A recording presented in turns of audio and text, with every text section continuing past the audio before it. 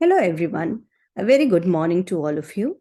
I'm Dr. Sameena Naaz, Associate Professor, Department of Computer Science and Engineering, Jamia Hamdard, and today I'm here to give a presentation on one of my research, which is Deep Neural Network for EEG Signal-based Subject-Independent Imaginary Mental Task Classification. So, first of all, I'll just begin my presentation by giving an introduction of what we mean to say when we are talking about the EEG signals. What are some of the application areas of this EEG signal processing? What is meant by mental task classification? Then I'll be talking about my proposed methodology, the results which I have obtained from my work, and a brief discussion about that. Finally, I'll end by giving the conclusion and what else we can do in the future in this particular area. So, when I talk about the EEG signal, basically EEG means electroencephalogram, and this is a technique in which we record the brain activity of any human by placing sensors on the head at different places.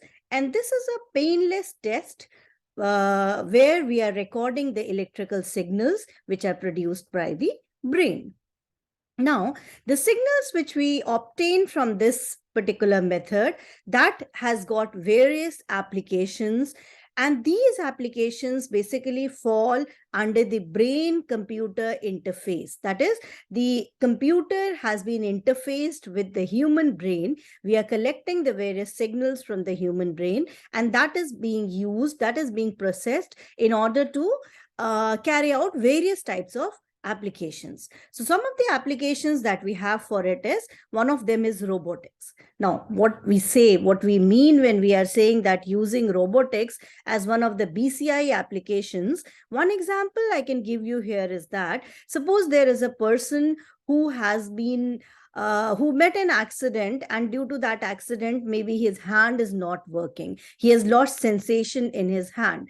Now, what we can do in this case is that we can collect the signals from that particular person, and actually, even if the person is not able to move his or her hand, he can think of moving his hand, and the signals from that particular thinking itself is collected, and that can be used with the help of robot. That is, there we can have a robotic hand which can actually take the signals from his human mind, from this person's mind, and can process it so that that robotic hand can work as if his original hand was working. Another application area that we have is in gaming, where again, the person will just think about carrying out some particular action in a game, and that action will be performed.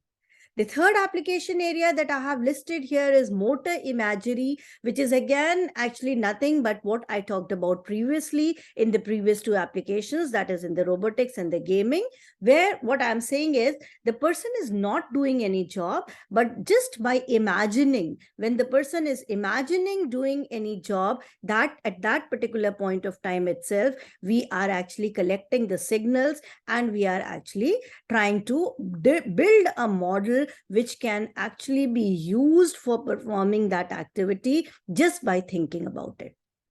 Okay, the next application area could be fatigue detection. This could be used, suppose we use it for a driver, that is, a person is driving a vehicle, and there could be some sensors attached to that particular person's scalp, or maybe a sensors kept close by which can monitor the activities of that particular person and try to find out if the person is fatigued, and an alarm could be raised if a person is fatigued, so that the person can actually maybe subconsciously he was getting like maybe he was very much drowsy, and if alarm rings, obviously we know that the person will become alert. So this type of system could be there in any vehicle, so that with the help of this, the accidents could be averted. Another application area is, I'm saying, medical implants. Now, when I talked about robotics, I was talking about non-invasive mechanism here. That is, the sensors have been placed on the scalp of a person. Another thing that could be done is that we implant those sensors inside the person. Maybe a person who has met an accident could have an implant. Maybe a person who is paralytic can have an implant. Now, if these sensors are implanted inside the person's body or inside the brain or under one of the layers of the scalp, then obviously disturbances, noises will be lesser in this case as compared to the ones where we are placing the sensors over the scalp. But obviously, this mechanism is going to be more costly, and it can have some side effects as well. Another application area could be seizure detection. We know that epilepsy is one of the diseases where the person gets fits. So here also, these signals, what we can do is that the person has some sensors, and the signals from those sensors could actually be collected, and maybe they are being sent to another person who is monitoring this fellow is having this epilepsy problem. So the person who is actually monitoring him or her can get a signal that something bad is going to happen with the patient, so they can actually take corrective measures. Another thing is that we can also send these signals to the doctors, so that based upon the processing of these signals, the doctors can take a decision over the course of medication, over the course of treatment, that can be actually continued or modified or whatever, so that the person can perform better. That is, the person can live a better life. The next one that I want to discuss here is the emotion detection.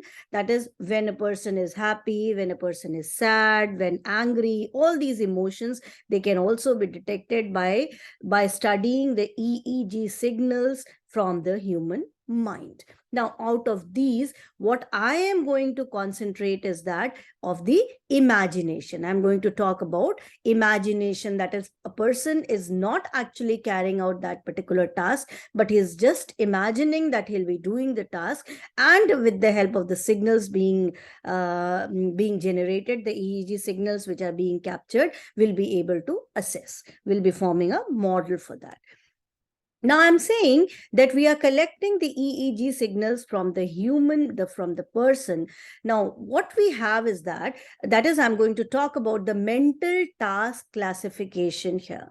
Now, when I talk about mental task classification, there are two different approaches here.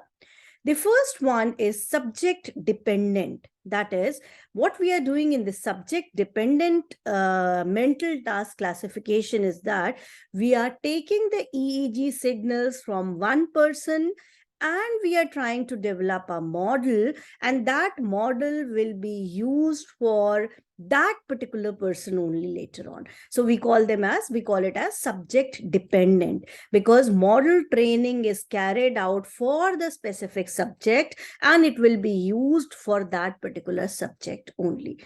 The second category in the mental task classification is the subject independent category, where what we do is a general model is trained that can be used by new subjects with little or no experimental calibration and model parameter adaptation. Now, here, what I'm going to discuss falls into the second category, that is subject independent mental task classification.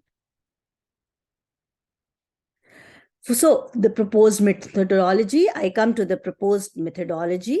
So what we will be doing here is that we will be acquiring the EEG data first thing. That is, we'll be collecting the signals from the brain. Actually, we have taken a data set, which I'll be discussing later on, and I'll be explaining what are the contents of that particular data set as well. The second step will be the extraction of the relevant features, that is the feature extraction. Third, we'll carry out some sort of data pre-processing. Again, the details will follow. And finally, we have developed a deep neural network model. That model will be explained, and then finally we will be talking about what results we obtained and what is the relevance of the results that we have obtained. Coming to the first part here, that is the dataset description. The dataset that we are using here has been taken from BCI Competition 3, Dataset 5, which is a dataset for imagined mental tasks. That is, the person will be imagining that he or she is doing some task, and at that point of time, the signals will be captured. The dataset was generated by recording the EEG potential at electrode positions according to the international 1020 system using a biasemi system and a cap. So this is the method that has been used for collecting the dataset. And the dataset contains data from 3 normal subjects. There are 3 different peoples, the 3 different persons who have given these signals, who have allowed the capturing of their EEG signal, and this has been captured during 4 non-feedback sessions. Now, what data has been captured? First type of data that has been captured is the person is imagining that he is carrying out self-paced left hand movements. The second type is that imagination of repetitive self-paced right hand movements. That is, the person is not actually doing the movements, but he or she is just imagining that they are doing that particular movement. And the third is generation of words beginning with the same random letter. So these are the 3 types of activities which are imagined to be as if they are performing these activities, and they are performed one after the other in a sequence. That is, the person will first imagine left hand movement, followed by a right hand movement, followed by generation of some random number, random letter, and this process will be repeated at some intervals. Now, once the EEG signals have been generated or they have been captured here, what we get is, we get 3 training files for the 3 sessions, which will be labeled, because when I'm saying we are talking about the training files, obviously these files have to be labeled because we are talking about a classification problem. So for the first 3 sessions, we generated labeled training files, labeled files, which will be used for training. And in the 4th session, we have generated a file which is unlabeled. And this unlabeled file will be used for the testing purposes. The dataset provides raw EEG signals. That is, we have captured the raw EEG signals, which is available in the form of a dataset. And along with it, the authors have also provided a pre-computed feature, a set of pre-computed features for this EEG data. And in the work which I'm going to describe now, we are actually using these pre-computed features only instead of the actual raw EEG signal. So the first step will be the feature extraction. So what we did for this, for obtaining the pre-computed features which have been used in this work, the EEG potentials were first spatially filtered by means of a surface Laplacian. So we have filtered the EEG potentials using the surface Laplacian, and then the power spectral density in the band 8 to 30 Hertz was estimated at a rate of 16 times per second. That is every 62.5 milliseconds with a frequency resolution of 2 Hertz. So this is how we have obtained the power spectral density in this particular band. Now, how we actually recorded the signals? We recorded them from 8 centroparietal channels.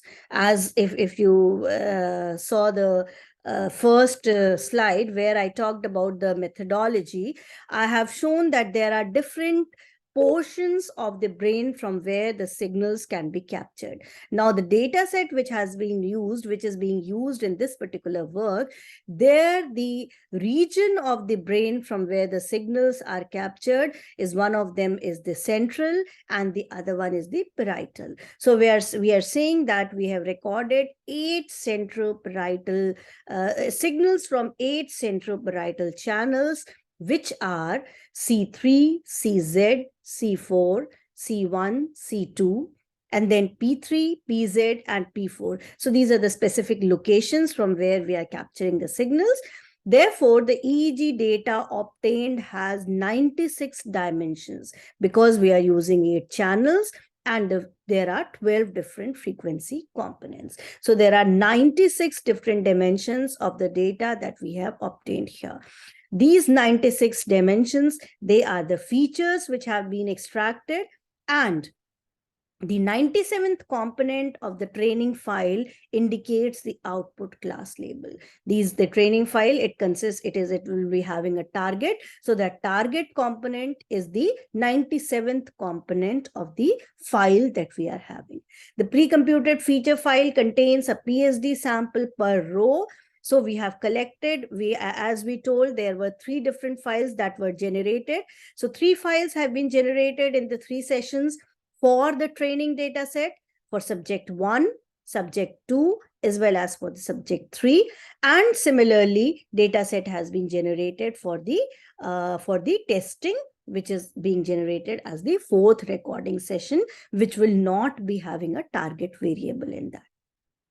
Now, number of feature vectors in the training data set, these are the number of feature vectors that we have obtained for the various training data sets. What we do now, this was the sample that we collected, that is, this is the data set, the information about the data set, the training as well as the testing. Now we start with the data pre-processing. What we do in this pre-processing, as I told you earlier also, that the person, the subject, is asked to do the left-hand movement, followed by the right-hand movement, followed by the word generation, and the process is repeated again and again. So now what the first step of our data pre-processing is that for each of the subjects, the training files were rearranged according to the mental task performed.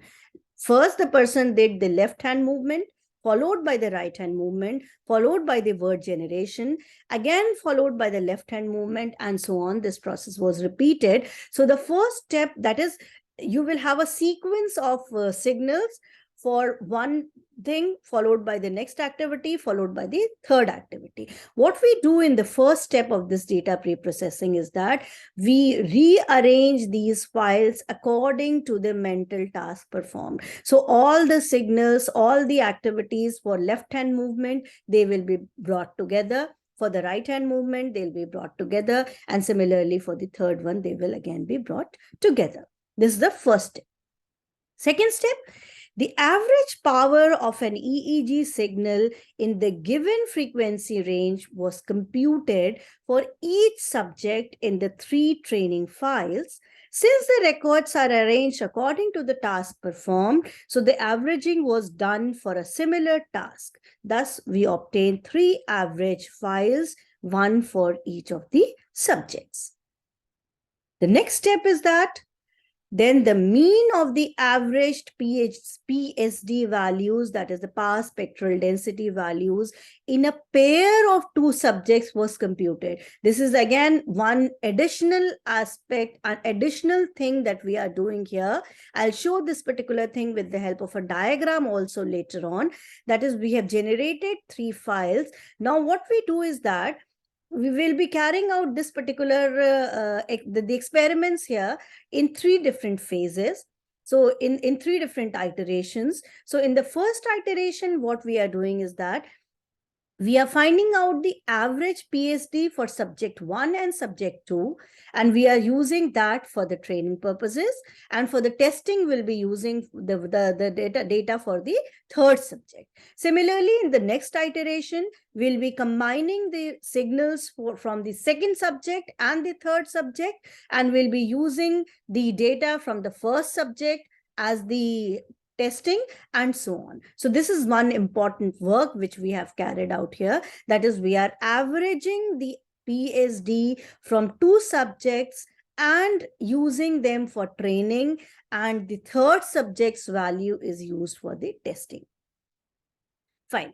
So these steps are sorted task-wise. That is, for subject 1, we have 3 tasks.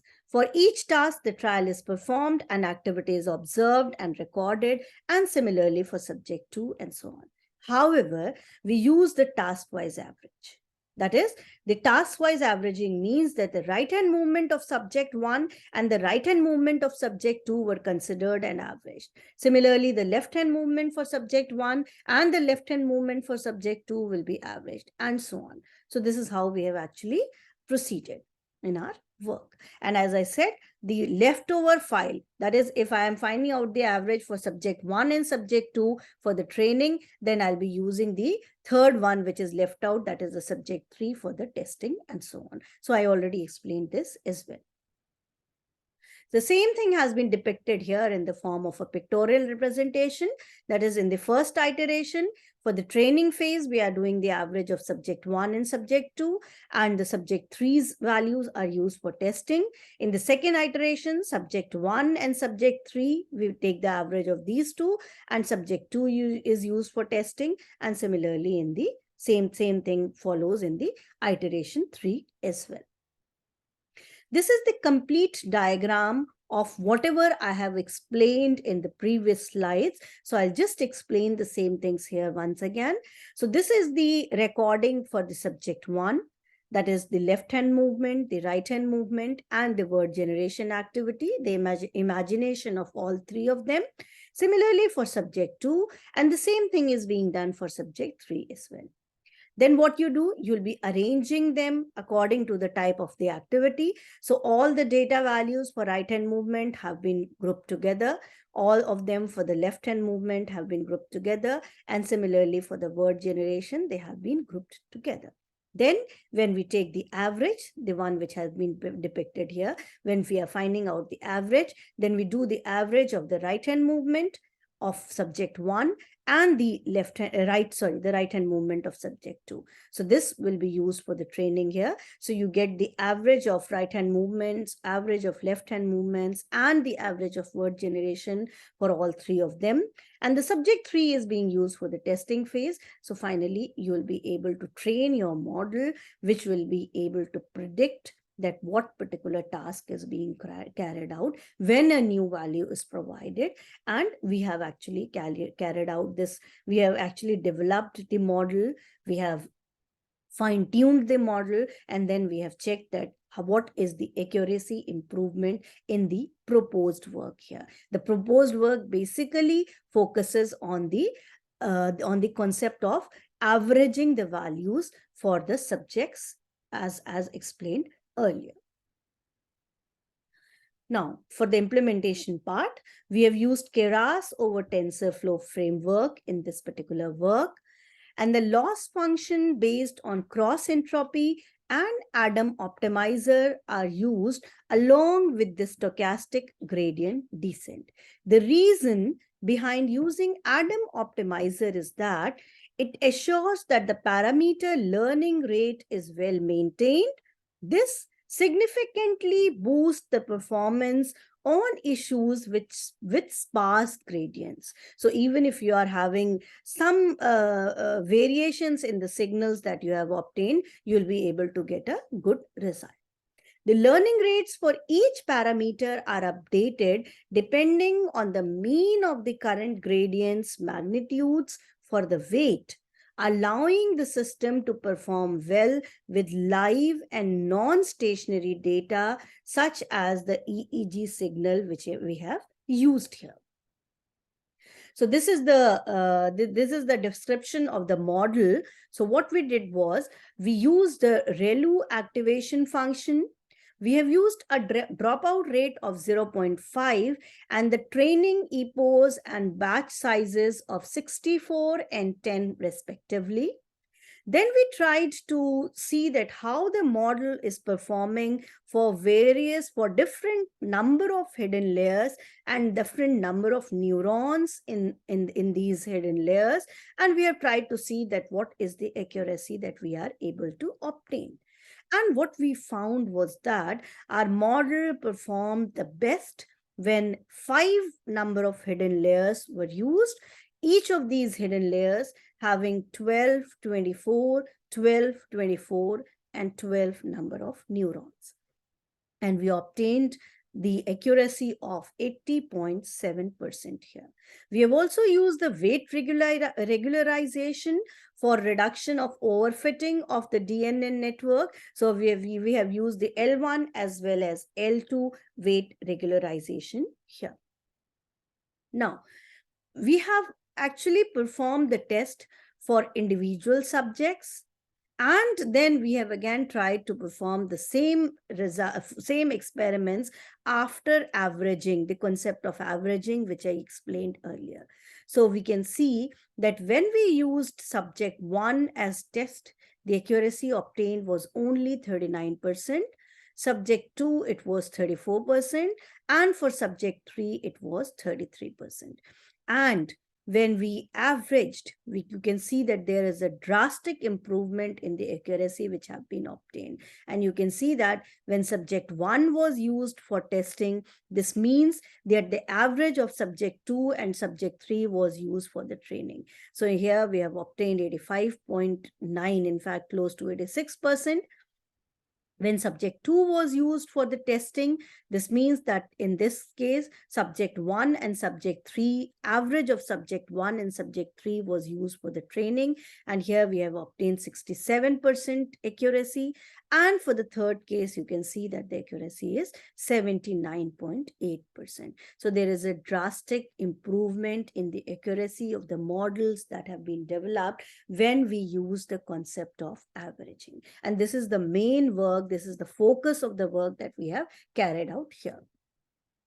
If I compare my work or our work with the existing work, then we can say that only out of these the different works that have been considered here, none of them use the averaging concept. And you can see that the accuracy that we have obtained, the average accuracy that we have obtained, is much, much better as compared to all the work that has been carried out in this particular domain. Based upon the runtime and trainable parameters, if I compare my work with the other work here, then again we can see that the number of trainable parameters is much, much less in our case as compared to the others. And similarly, the runtime is also quite good. Like means it is minimum. What I can conclude from here is that the main challenge with the EEG signals is to handle the high variability present in the brain signals. Now, why do we have this much of variability? Because we know that human mind, it's not that when you are thinking of one thing, you will not think of anything else. Simultaneously, we think of so many things so many different aspects in our brain.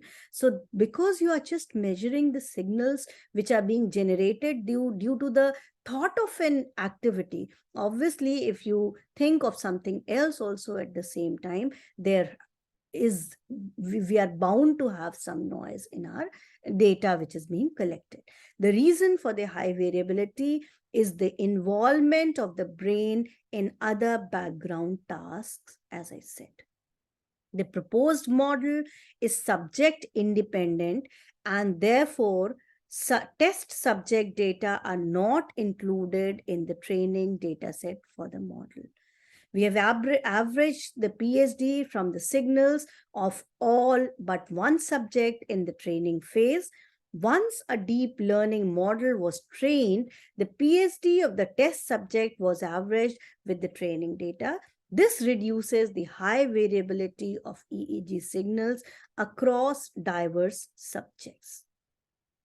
What else we can do in the future, because research is always an ongoing process, and we should have in our mind that how we can actually develop better and better models. So this work can be extended by building similar models with other deep learning models such as LSTM and bidirectional LSTM that are suitable for time series data such as the EEG signal.